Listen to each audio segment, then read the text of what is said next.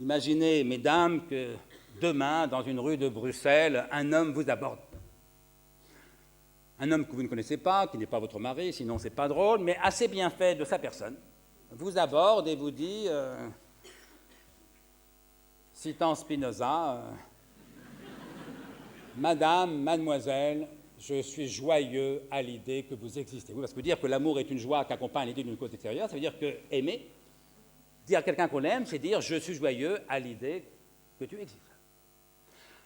Donc un spinoziste apparent vous aborde dans la rue et vous dit Madame, mademoiselle, je suis joyeux à l'idée que vous existez. Qu'est-ce que vous allez lui répondre? Vous lui répondez, écoutez, cher monsieur, ça me fait plaisir. Non, c'est vrai, vous me dites que vous êtes joyeux à l'idée que j'existe, vous le constatez dès 18, j'existe en effet, tout va bien. Au revoir, monsieur. Mais vous connaissez les hommes, il va essayer de vous retenir. Il va vous dire, attendez, ne partez pas, je veux que vous soyez à moi. Oh là là, mon pauvre monsieur, c'est complètement différent. Relisez Spinoza. L'amour est une joie qu'accompagne l'idée d'une cause extérieure. Vous êtes d'accord? Oui. Mais alors, qu'est-ce qui vous réjouit en vérité? Et donc, qu'est-ce que vous aimez, au fond? Est-ce que ce qui vous réjouit, c'est l'idée que j'existe, comme j'avais cru le comprendre d'abord? Auquel cas, je vous accorde que vous m'aimez, je m'en réjouis et je vous dis au revoir.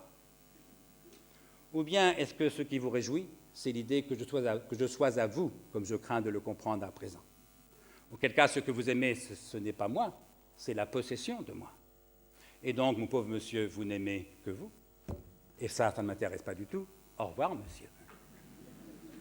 Alors là, vous l'aurez quand même déstabilisé.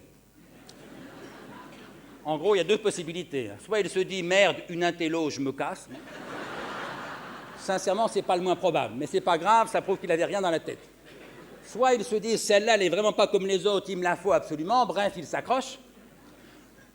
Mais vous l'aurez déstabilisé, il va se mettre à bafouiller, il va vous dire, écoutez, je ne sais plus, je suis amoureux. Quoi? Vous pourriez lui dire, mais mon pauvre monsieur, c'est bien ce que je me tue à vous expliquer. Vous êtes amoureux. Enfin, vous êtes en manque. Vous êtes chez Platon. Voilà. Mais enfin, on a assez vécu, vous comme moi, pour savoir qu'à supposer que je sois à vos avances, à supposer que je sois tout à vous, comme vous dites, bah forcément, à force d'être tout à vous, je vais vous manquer de moins en moins. Et puis moins qu'une autre, ou moins que la solitude. Est-ce que vous avez envie de revivre ça une fois de plus? Moi, sincèrement, ça ne m'intéresse plus.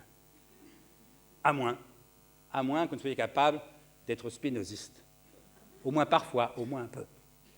À moins que vous ne soyez capable, non pas de désirer ce qui vous manque, mais de vous réjouir de ce qui est. Ah, ça pourrait éventuellement m'intéresser. Écoutez, réfléchissez-y, voici mon numéro de téléphone. Ça, c'est s'il est vraiment bien. Bien sûr, je force le trait, j'ai peu de temps, je caricature. Mais vous voyez la différence qu'il y a entre désirer ce qui manque, et donc s'ennuyer dès que ça ne manque plus, et se réjouir de ce qui est.